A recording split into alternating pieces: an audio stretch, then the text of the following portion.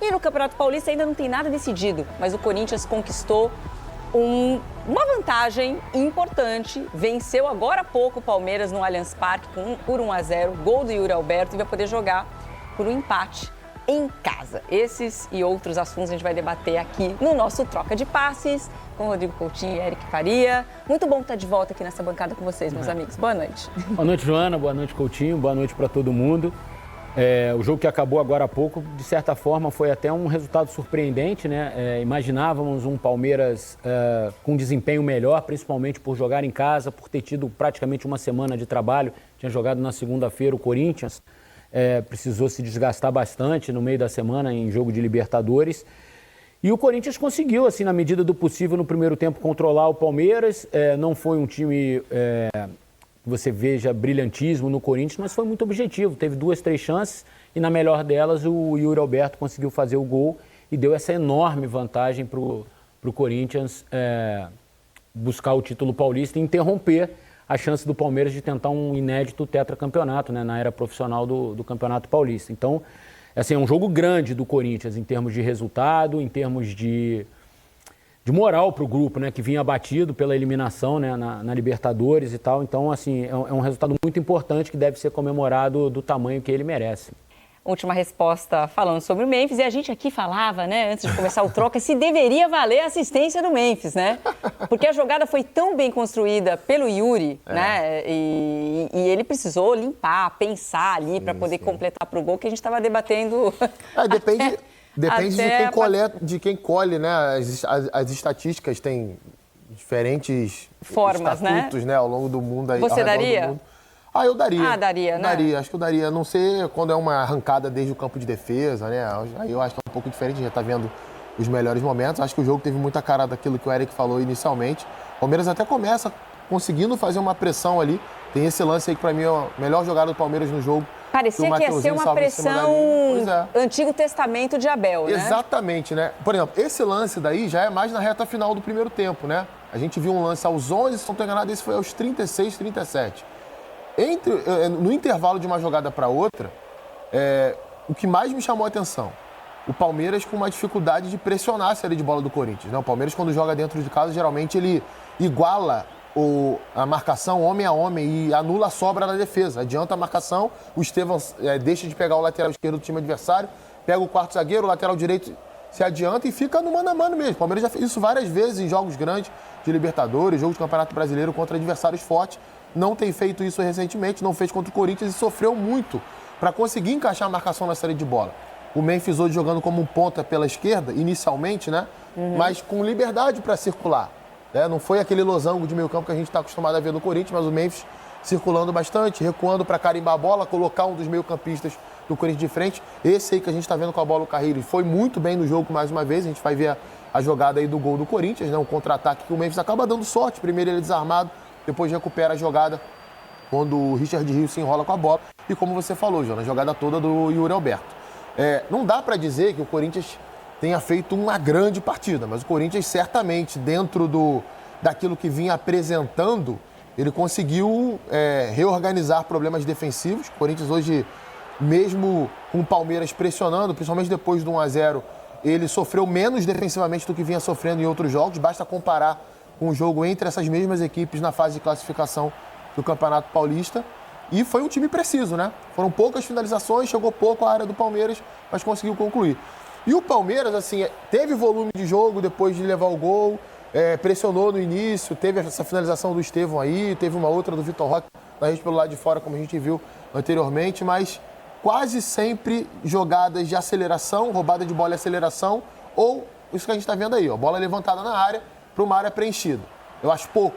O Palmeiras tem qualidade para jogar melhor, né, para construir mais jogadas de forma diferente, dependendo menos. Teve essa jogada aí também, esse contra-ataque. Para fazer o 2-0 essa aí, que né? O Yuri, já cansado, né, no final do jogo ele acabou indo jogar na ponta direita, acabou não aproveitando bem, mas acho que o Palmeiras pode ser um time que, nesse cenário do adversário marcando mais atrás, com cedendo menos espaços, o Palmeiras tem criado poucos espaços, né? Tem provocado poucos adversários nesse sentido, dependente muito de uma jogada individual do Estevão, né? Mais uma aí que a gente está vendo, ou então de bolas alçadas na área para uma área ocupada. É claro que vai vencer jogo assim, é claro que vai gerar volume assim, Mas acho que o debate tem que acontecer e acho que o Abel tem que ser cobrado em cima disso. Os jogadores que o Palmeiras tem, esse futebol é tudo que esse time pode apresentar? Não. E a gente vai estar de olho para acompanhar isso ao longo do ano. Teve muito jogador que chegou há pouco tempo, né? Isso tem que ser dado um desconto, mas já dá para jogar melhor, já dá para apresentar um padrão ofensivo diferente desse que a gente tem visto no Palmeiras. A gente sabe que finais, elas têm características diferentes, né? São jogos em que a temperatura sobe um pouco, a questão emocional ela também precisa ser levada em conta, mas o fato é que essa semana o Palmeiras fez 2 jogos em casa, 2 clássicos, né? São Paulo e Corinthians, e não apresentou um grande futebol. Pegando um pouquinho na carona do Coutinho, eu acho que o Palmeiras tem elenco e tem time titular e tem elenco para jogar mais e aumentar o seu repertório, principalmente ofensivo. Acho que o jogo está muito concentrado no Estevão. É natural quando você tem um talento assim que mais bolas cheguem nele para que ele desenvolva a parte ofensiva. É normal isso mesmo, mas não pode ser só isso.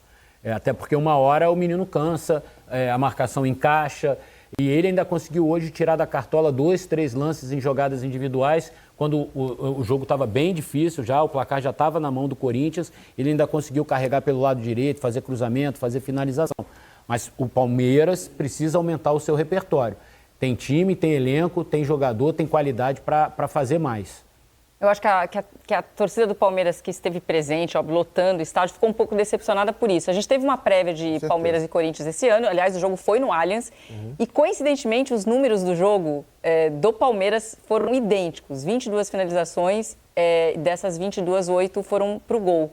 Mas é aquela coisa, um domínio, eu escutei um termo assim que eu vou até reproduzir aqui, o domínio do Palmeiras, depois daquela pressão no começo do primeiro tempo, a gente pode traduzir como a mosca na padaria ali, né? Que ela tá rondando, mas ela não produz... Mas não sabe bem como é que vai chegar no doce. Ela tá ali, exatamente, entendeu? Ela ficava rodando, bola no Estevão. Rodando, bola no Isso, Estevão. ou um chute sem muito perigo. Então, eu acho que a decepção vem aí, assim, porque teve...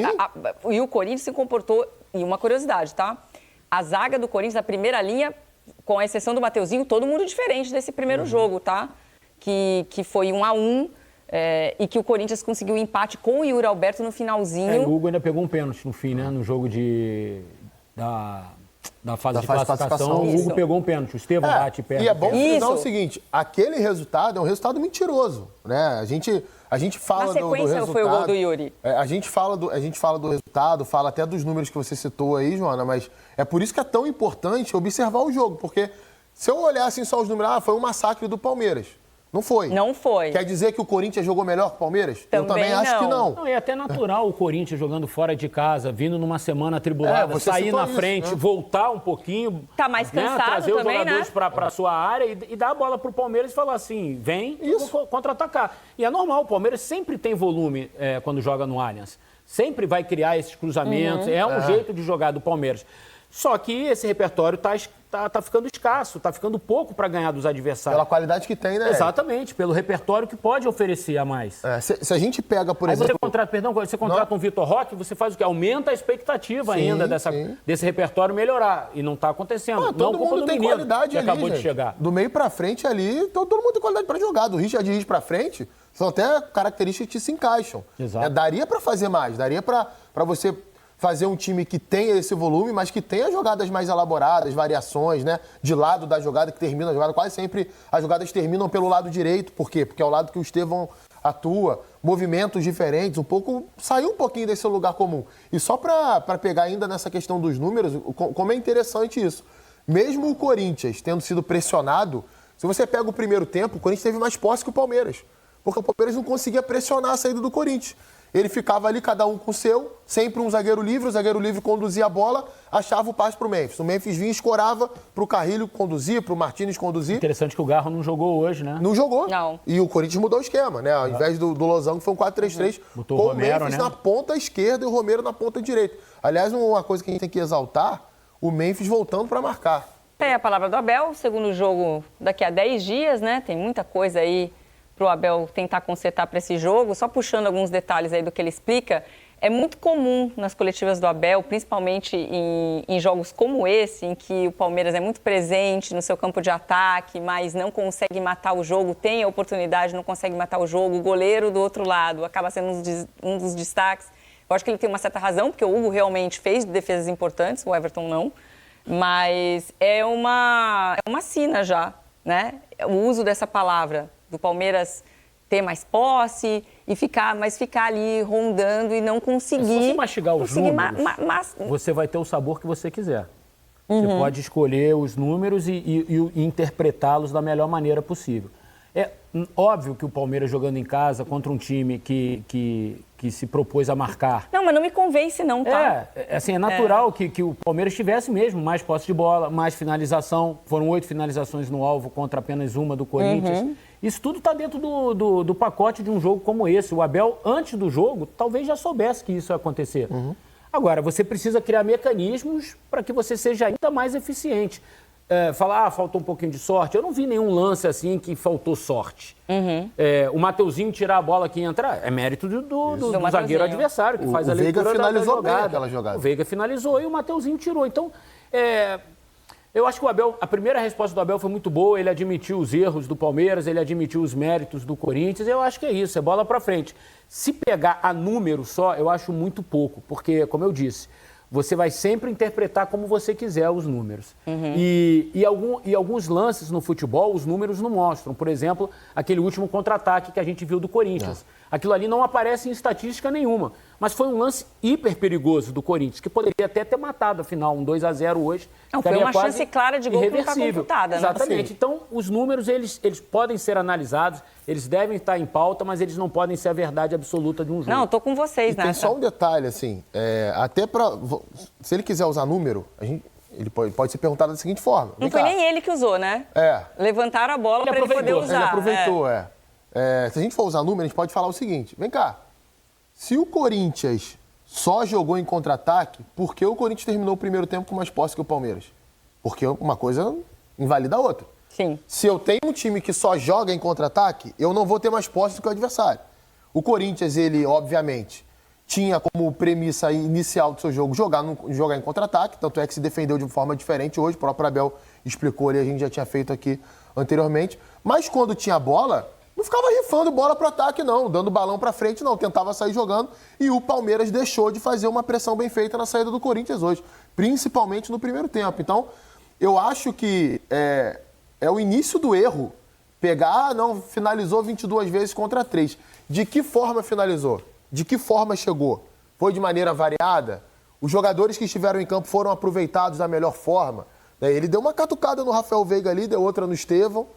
Mas eu acho que, claro, os jogadores têm que assumir a responsabilidade dentro de campo também.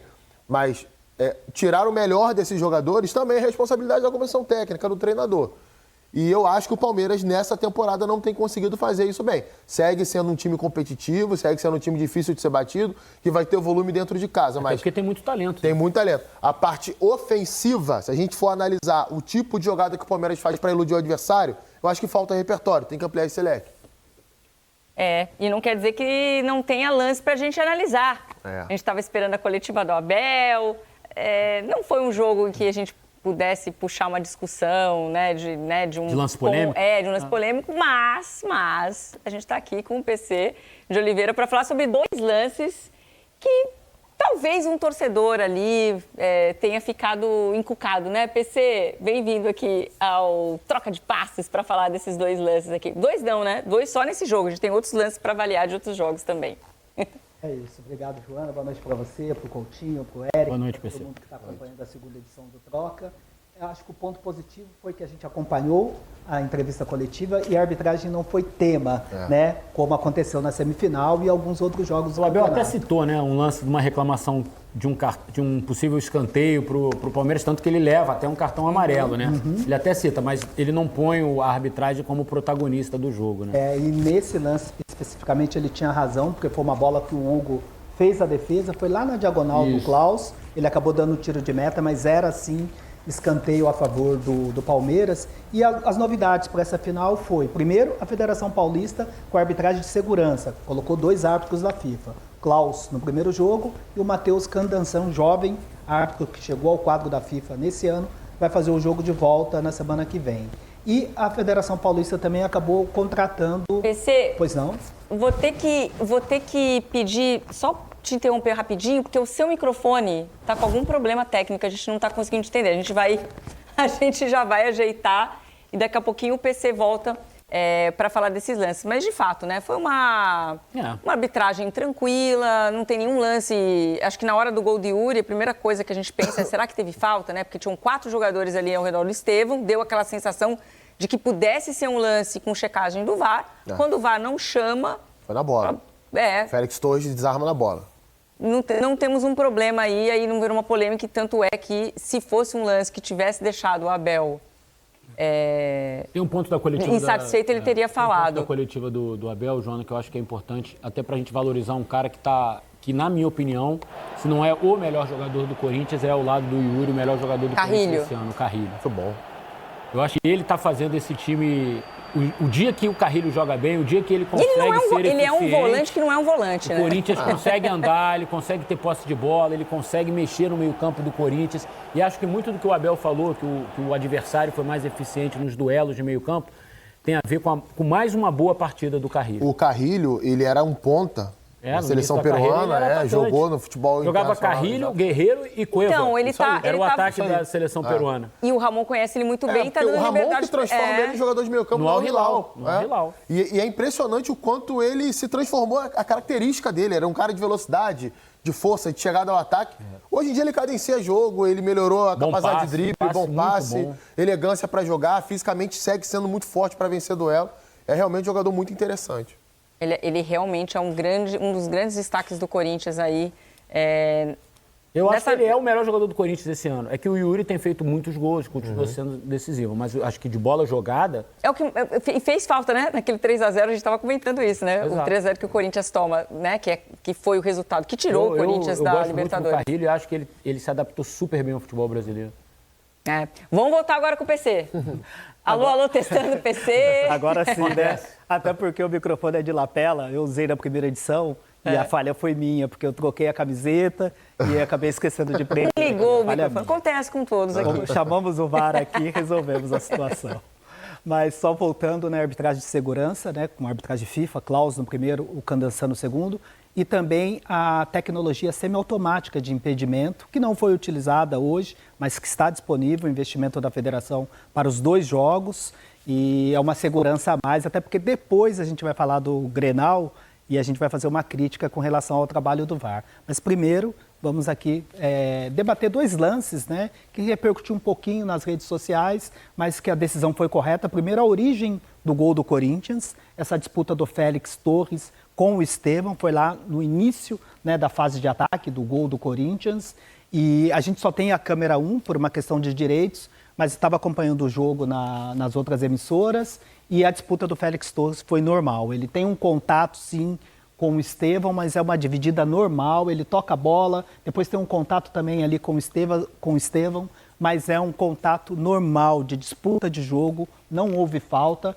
jogada tem que ser revisada, checada pelo VAR, que é o início da fase de ataque que resultou num gol, mas foi uma dividida normal. Klaus, no primeiro momento, ele não aparece aqui no vídeo, mas na sequência a gente vai ver já ele chegando, sinalizando ali que foi na bola, portanto uma decisão correta, uma disputa legal e o gol do Corinthians foi normal. Olha só, ele tem um toque na bola, um certo contato ali com o Estevão, mas é uma disputa absolutamente normal. Até porque em outros lances o Klaus estava admitindo esse tipo de contato, né? É isso. Então a régua dele era aquela, né? Ele tem essa característica, né, Eric, de permitir um pouco mais o contato. Apita muitos jogos de Libertadores, de eliminatórias, diferencia até dos nossos árbitros aqui, que cosumam amarrar, picotar muito a diferença para o Fla-Flu foi gritante nesse sentido, né? No Fla-Flu você respirava do lado, era falta.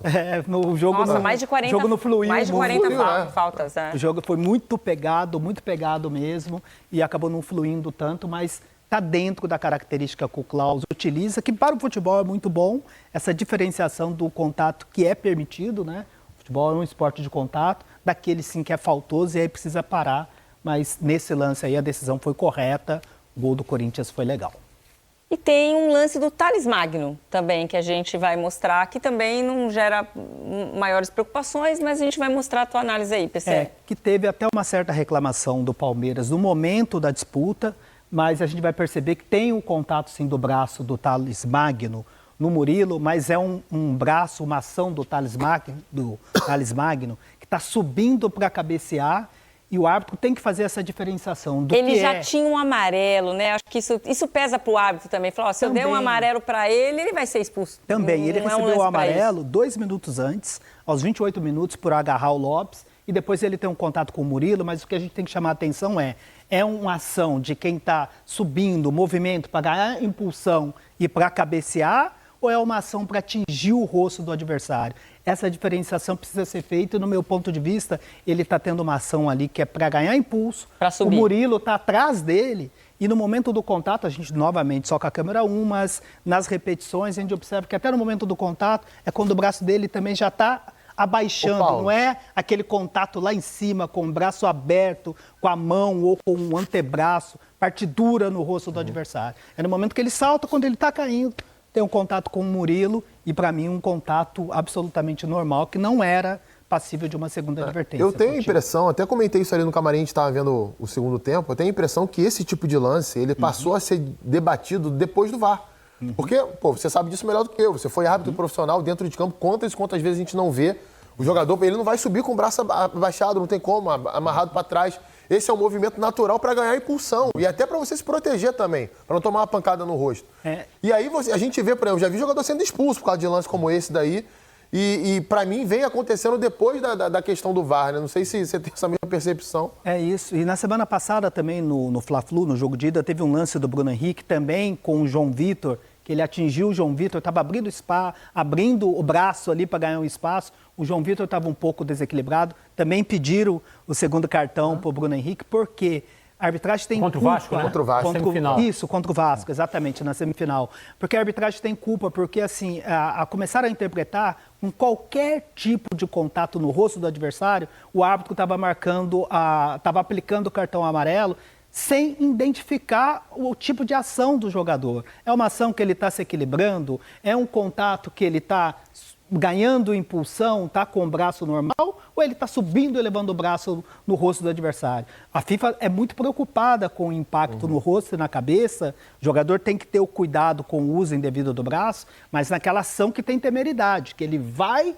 e sem cuidar do braço e atinge o rosto do adversário. Quando ele está buscando o impulso, está tentando se equilibrar, o árbitro precisa ter um pouco mais de cuidado e um capricho maior na interpretação. Mas esse, para mim, é um contato ali de quem está subindo, está com o braço abaixado, não é aquele braço lá em cima, né? Com a partidura do rosto do adversário, não tem gatilho. Ótima observação, Eric. E é um contato normal, portanto, não era passível para segunda amarela e expulsão.